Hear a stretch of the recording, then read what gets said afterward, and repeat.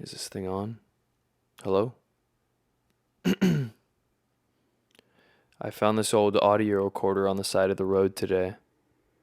I thought I would use it to jot down my feelings. I don't know. I just thought maybe talking to this thing could help me feel a little more normal. Or maybe talking to this is better than just sitting with my own thoughts or talking to myself. This is Lucas Carter.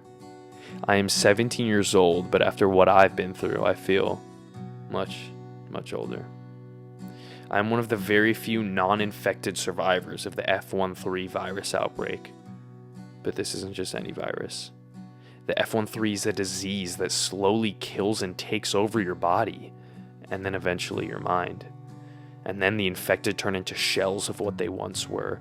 They transform into zombie-like creatures, and they'll stop at nothing to kill their prey. I've had to sit and watch everyone become infected or become the prey. I'm one of the only ones left. The lucky one, I guess. You can't really call this life lucky, though. Wake from your sleep, the drying of your tears. Today we escape. We escape. It is now day 457 of the apocalypse. Apocalypse. You know, I remember when I was little, my dad and I would stay up all night watching zombie apocalypse films. But I never would have thought that one day those films would become more fact than fiction. After over a year in the wasteland, I have learned every single way to be resilient and live off my environment. So I've created a list of rules that have helped me during these times. And maybe if you're reading this, then somehow they can help you too. So I'll read off some of the rules that I find most important. Like rule number 12, when they're up, you're up. What I mean by this is that the infected only seem to be awake during the night. I'm still not too sure why, but I'm pretty sure it's because their skin is sensitive to the sun. But because of this, I have essentially become nocturnal. I don't have a home. I go wherever they aren't. I barely get any sleep, but when I do, I make sure it's always after sunrise. Because when it's dark, you have to be alert.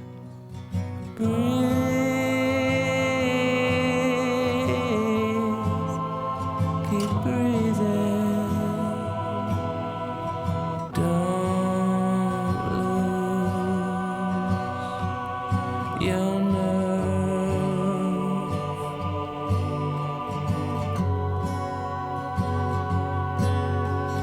Breathe.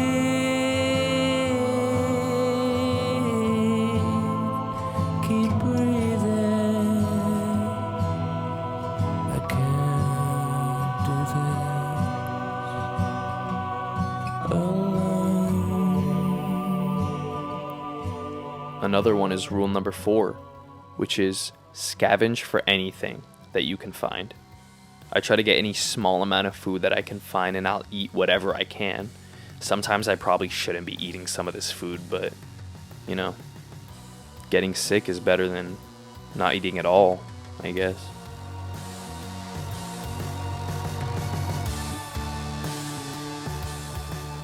Anyway, my main concern is the water.